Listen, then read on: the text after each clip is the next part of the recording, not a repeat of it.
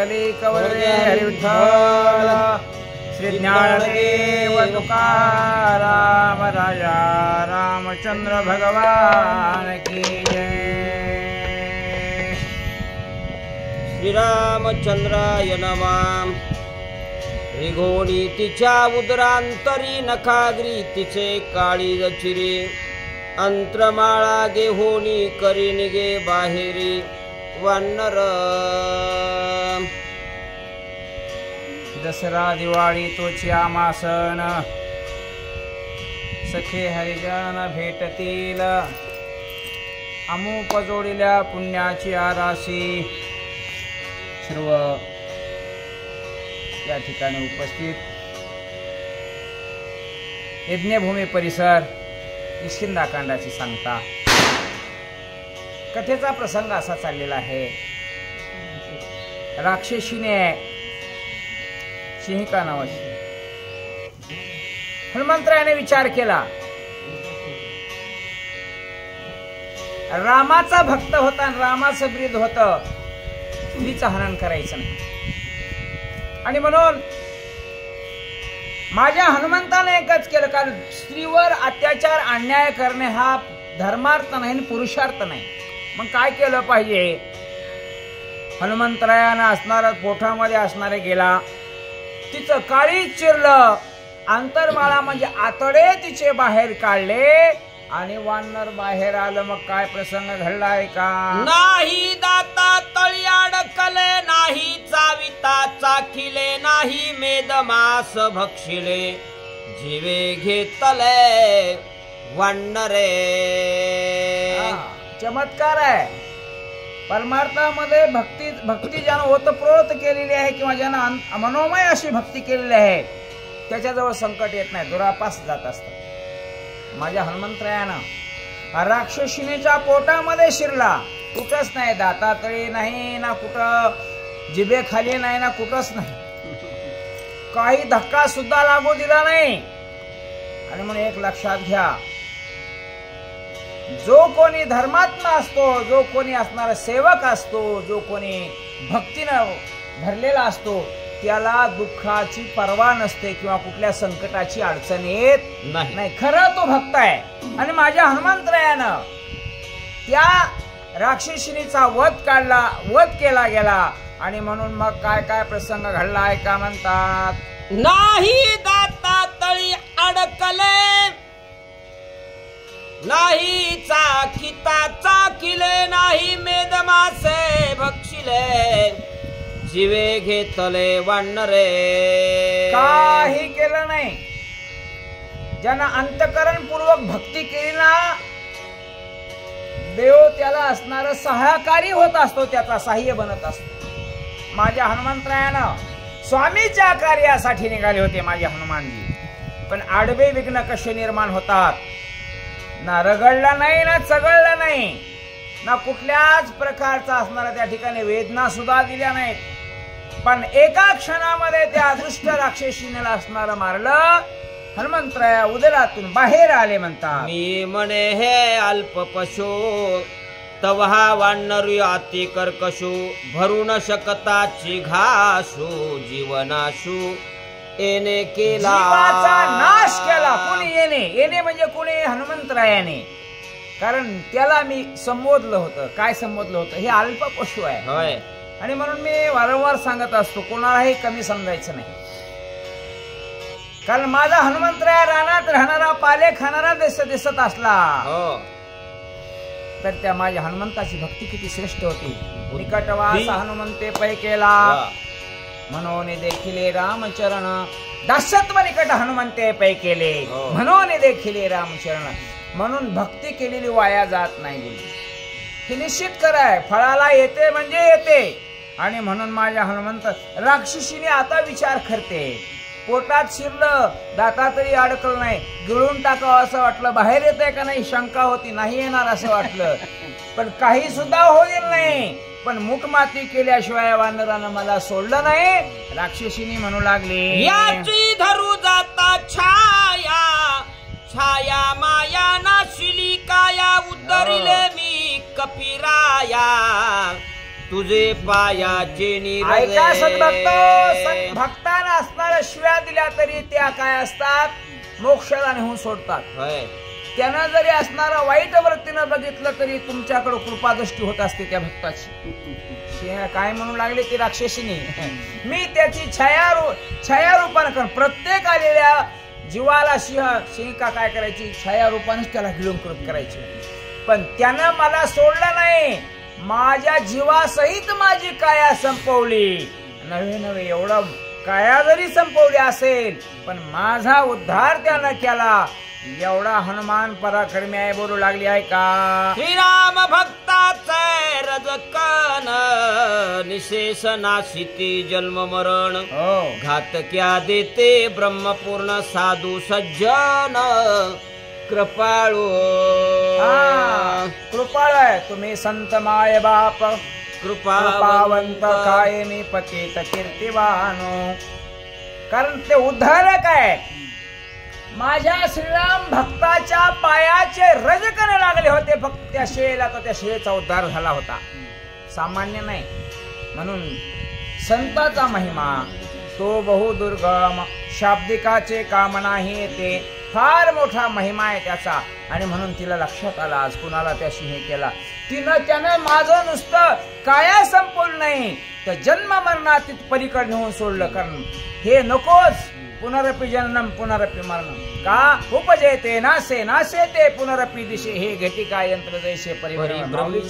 पण पुन्हा जन्मायचं नाही आणि पुन्हा मरायचं नाही अशा अवस्थेला माझ्या हनुमंतरायाने त्या राक्षसीनीला नेऊन सोडलं. म्हणतात करावी श्रीरामाची भक्ती, पडावी श्रीरामाची कीर्ती, श्रीराम नामाच्या वर्ते जडमुड उद्धरती तिही लोकी. आणि म्हणून ग्रंथकर्ते नाथ महाराज तुम्हा आम्हाला परिहार देतात.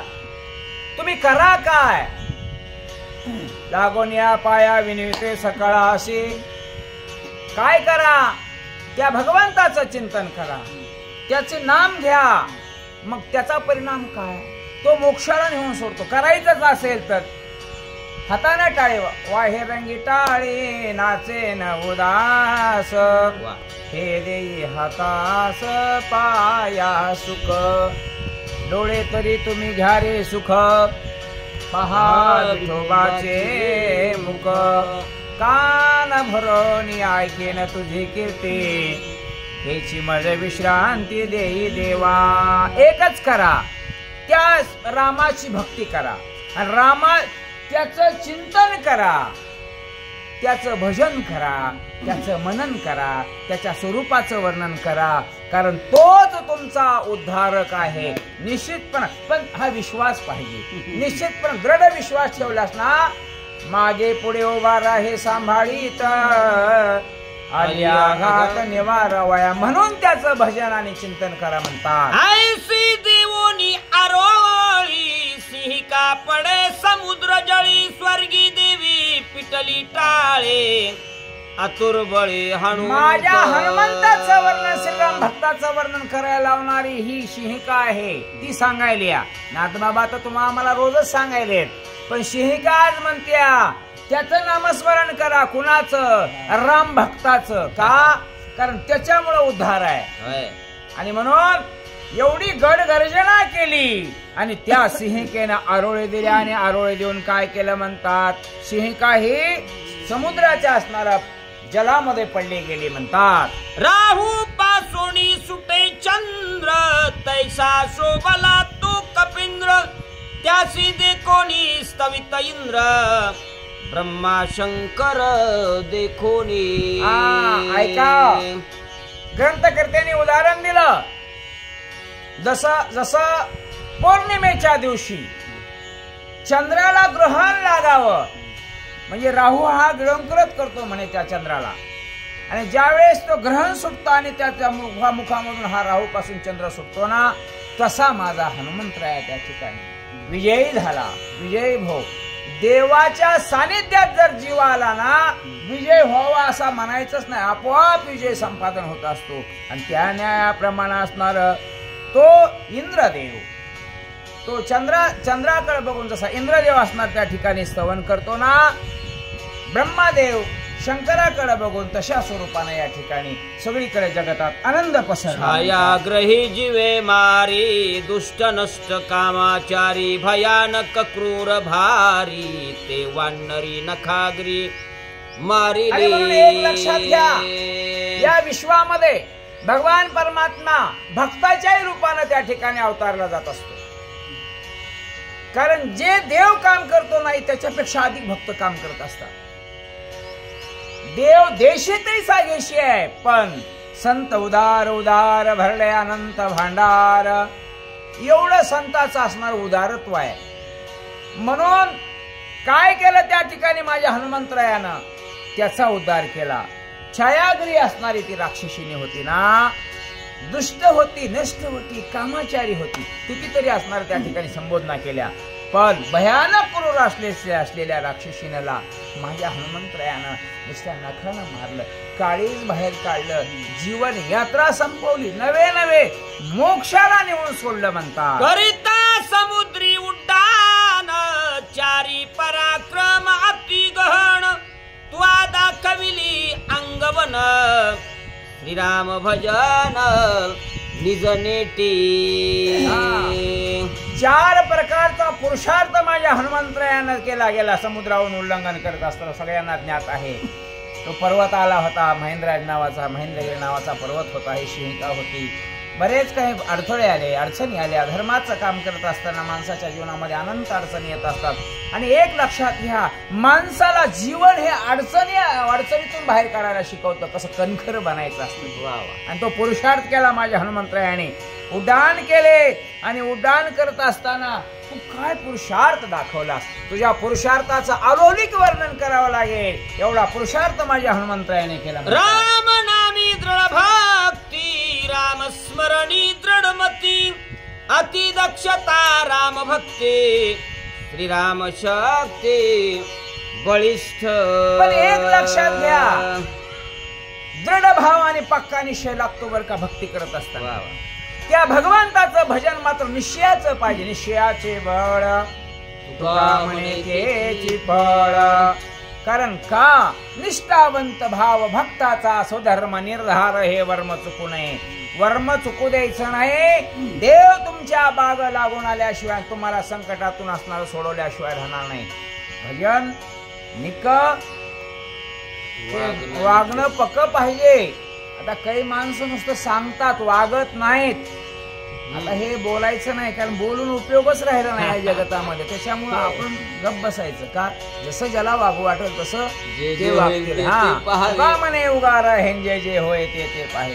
म्हणून एकच लक्षात घ्या, विजय स्तंभ त्या ठिकाणी हस्तगत करायचा असेल, विजय मिळवायचा असेल तर अंतःकरणपूर्वक असणारं भगवंताची भक्ती केली पाहिजे. कोणीही करू द्यावं का, देह विक्री करणाऱ्या स्त्रीचा उद्धार होतोय, मग सामान्य जीवाचा तुमचा आमचा काही उद्धार होणार नाही. म्हणून माझ्या हनुमंताची भक्ती ही असणारी पक्की होती. तेने बळे अपांपती उल्लंघिता केली ख्याती त्या प्रतापाची कीर्ती स्वर्गे वर्णिती सुरवर. सामान्य माणूस एकमेकाचं वर्णन करीत असेल याच्यात नवल नाही. ग्रंथकर्ते सांगतात बाबा हो, माझ्या हनुमंतरायानं जे 4 पुरुषार्थ केले, समुद्रावर उल्लंघन करत असताना किती संकट असत होतं, किती मोठं संकट होतं.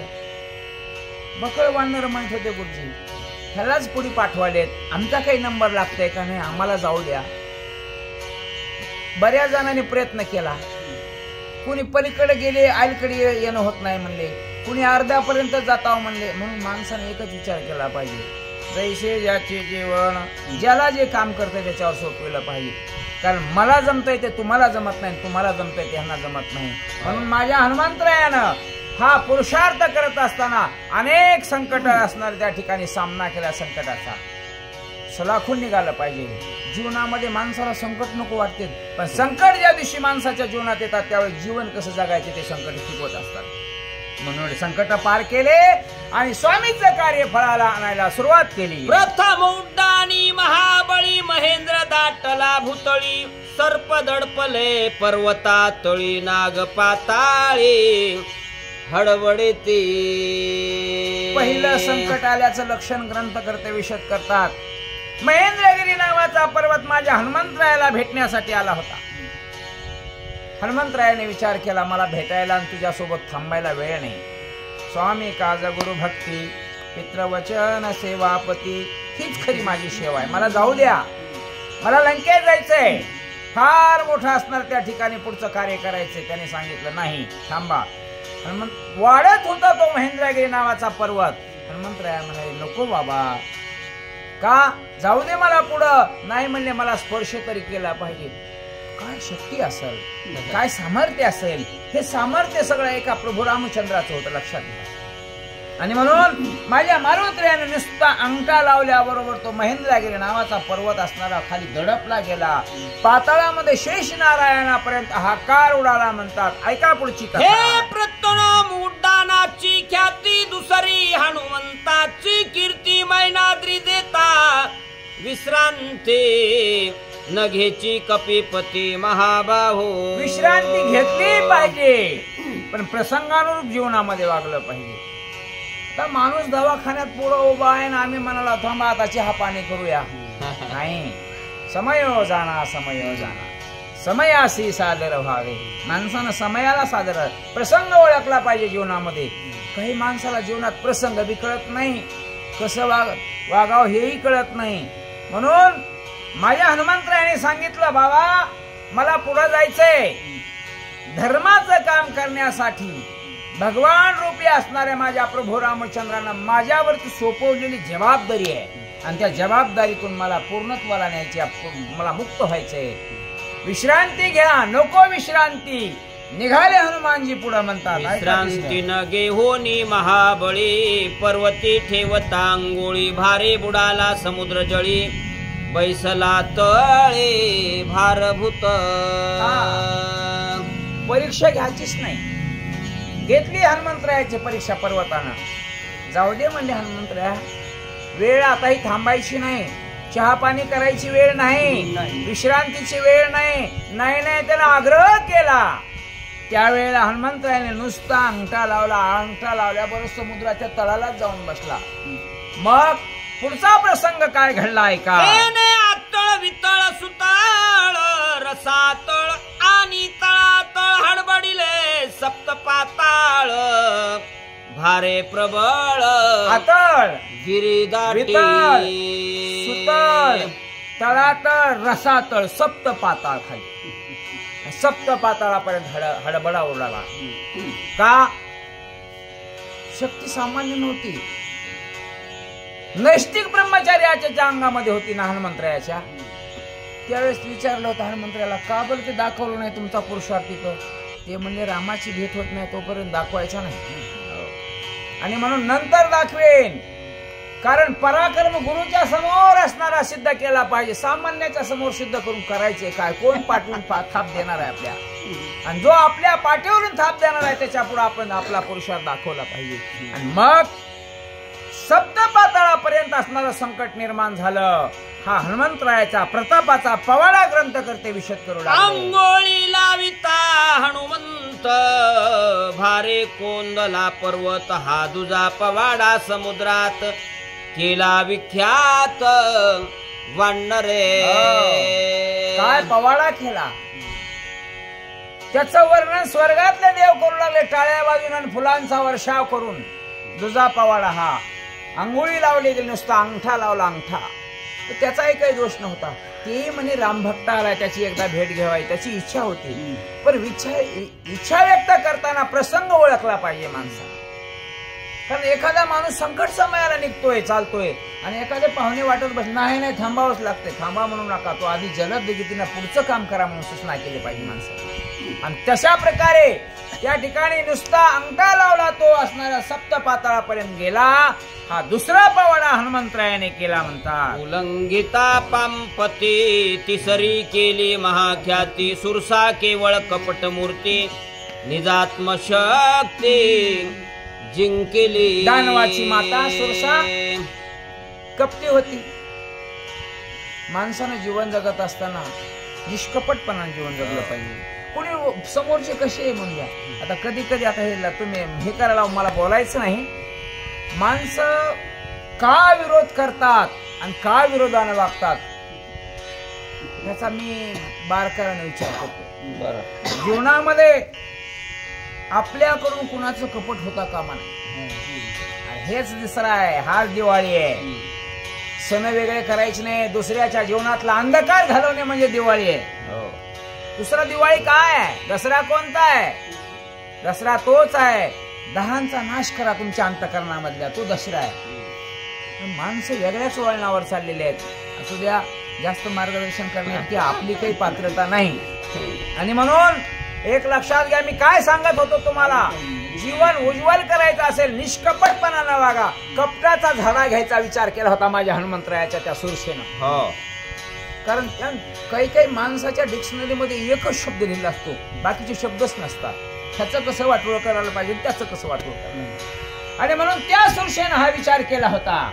पण माझ्या हनुमंतरायाने सांगितलं, कुणापाशी जगातल्या चालेल, पण मी राम भक्त आहे विसरू नको. तरी पण सांगूनही माणसं अति आडवं आलीच. पण आडवा आल्याबरोबर खणून काढण्याचं काम माझ्या हनुमंतरायाने करून तिसरा पवाडा समुद्रातला परिपूर्ण केला. ऐका पुढची सुरसादनुदान व माता छळणे छळी तसे समजता, ते छळन न चलेची हनुमंता होय निगता पुरुषार्थ. जो माणूस तुम्हाला कुठल्याही प्रकारचा त्रास देत नाही, तुम्हाला त्याच्यापासून कुठला त्रास नसेल, अशा माणसाचं छळन करण्याचा माणसानं जीवनात प्रयत्न कधीच करायचा नाही. का करायचा नाही? ही ह्यालाच भक्ती म्हणतात. कोण्याही जीवाचा न गडो मसर वर्म सर्वेश्वर पूजनाचे, भूत दया गाई पशूंचे पालन, तानेल्या जीवन वना माझी. नुसती भक्ती भक्ती पारावर येऊन टाळ्या वाजवल्या रामायण सांगितलं म्हणजे भक्ती नव्हे. त्याला भक्ती एकच म्हणायचं. कोणती भक्ती म्हणायचं? या सर्वाभूती पाहे एक वासुदेव, कुसुनी आठाव अहंतेचा. मी पणा गेला पाहिजे, तू पणा गेला पाहिजे. आणि हे जोपर्यंत जात नाही ना, तोपर्यंत उपयोग नाही. मी सुद्धा असू द्या, त्याच्यात काही दुमत नाही. तिने विचार केला या हनुमंतरायाला फसवायचे, पण आपण विचार केला पाहिजे, फसवणारा फसवून घेणारा नाही. ऐका पुढची कथा. ऋषी आणि दानव मानवा सुरसा छळी छळणे देवा, ती माझी करोनी रिघावा केला निघावा हनुमंते. छळण करणे हा काही खंदाने गुणधर्म असतो काही माणसाचा. आणि म्हणून तिने विचार केला, देवाला छळायचं सुरुवात केलं, दानवाला छळायचं, मानव कुणालाही छळायचं. ठराविक ठरलेला तिचं कोष्टकच होतं.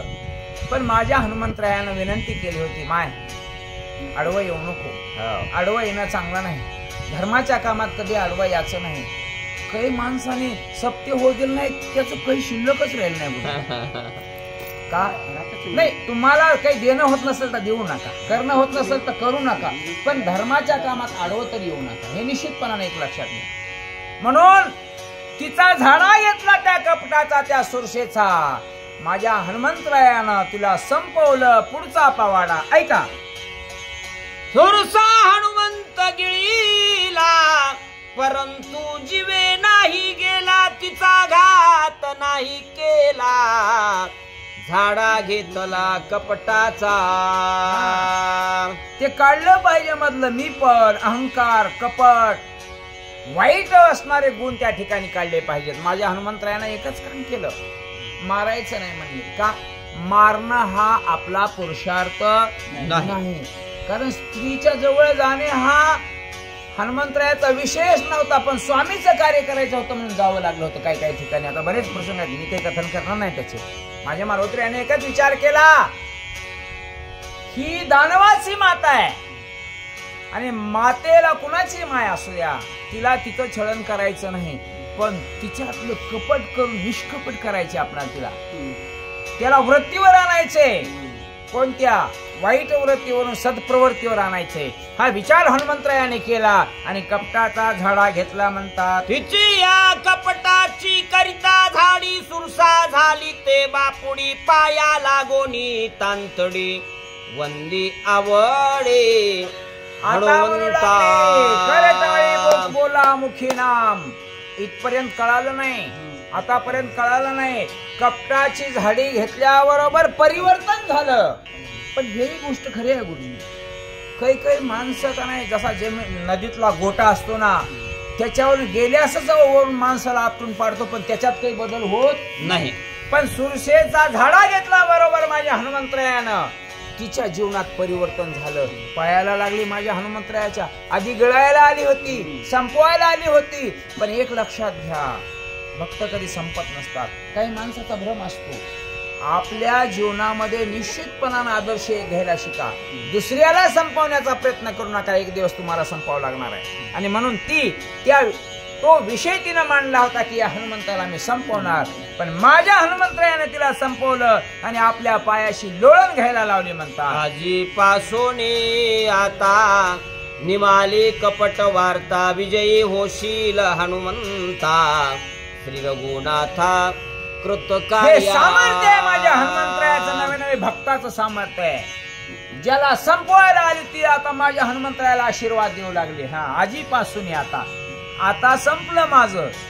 काही काही माणसं नांगी टाकतात, शरणागती पत्करतात. आधी काही करून बघतात, खोड्या जमतंय का. नाही जमलं ना, मग असणार त्या ठिकाणी साष्टांग दंडवत घालायचं. त्याच्यापेक्षा आधीच घालना. आधीच असणार त्या ठिकाणी नम्रपणानं वाग, विनम्र भाव प्रकट करा माणसाच्या जीवनामध्ये. गुरुजी मी बी फार हे वागत होतो बरं का, कधी कधी बरं का, पण ते सत्यासाठी वागत होतो. पण तेही बाजूला सोडून दिलं. होय गुरुजी, तसंच होतं. धर्म सोडायचा नाही, विचार सोडायचे नाहीत बाजूला. विचाराला सोडून वागलं ना माणूस, मग माती झाल्याशिवाय राहत नाही. हे लक्षात घ्या. माणसाच्या जीवनामध्ये माणसाला अनुभव आला पाहिजे. आणि त्या ठिकाणी ती आता काय म्हणू लागली, आता इथून पुढं माझा उद्धार तू केलास, मी तुला आशीर्वाद दिल्याशिवाय विजयी होशील. हनुमंतरायाला म्हणू लागली. करोनी कपटाची झाडे, राम कार्याची तंतडी. हनुमान निघाला आवडी, घाला वया उडी लंकेसी. चंदनाच्या संगे पालटती झाडे. बरोबर आहे. माझ्या मारुतीरायाच्या असणाऱ्या संपर्कातील राक्षसीने आल्याबरोबर कपट्याचा झाडा घेतला. दुष्टपणा निघून गेला नाही, काढावा लागला माझ्या हनुमंतरायाला. आणि मग आजपासून ती बापुडी झाली. माणसं नमतेत, पण नमवणारा पाहिजे. आणि म्हणून माझ्या मारुतीरायानं सुरसा नावाच्या राक्षसीला त्या ठिकाणी तिचं कपटपणा असणार त्या ठिकाणी घालवलं. पायाला लागले, आजपासून तू विजयी होशील, पुढच्या धर्माच्या कार्याला लाग सांगितलं. श्री हनुमंताची ख्याती, आती पावन त्रिजगती. देव ब्राह्मण वंदिती, आगाध कीर्ती हनुमंता. या जीवाला देवाने या जीवाचं वर्णन करावं, याच्यापेक्षा जीवनात मोठेपणा काय बोलली. सुरुवाराने पुष्पांचा वर्षाव करावा. आणि म्हणून पुत्र व्हावा ऐसा गुंडा, ज्याचा तेही लोकी झेंडा. माझ्या हनुमंतरायाचा पवाडा सामान्य या मृत्यू लोकात वाजत असेल याच्यात नवल नाही. स्वर्गामध्ये माझ्या मारुतीरायाचा असणारं गुणगान देव करू लागले. कारण देवांना माहित होतं माझा हनुमंतराया आम्हाला सोडवणार आहे. कुणाला कशाचं आणि कुणाला कशाचं वर्णन करू लागले. ऐका म्हणतात. कुंडलिकावरती हरी विठ्ठल, श्री ज्ञानदेव तुकाराम हरी.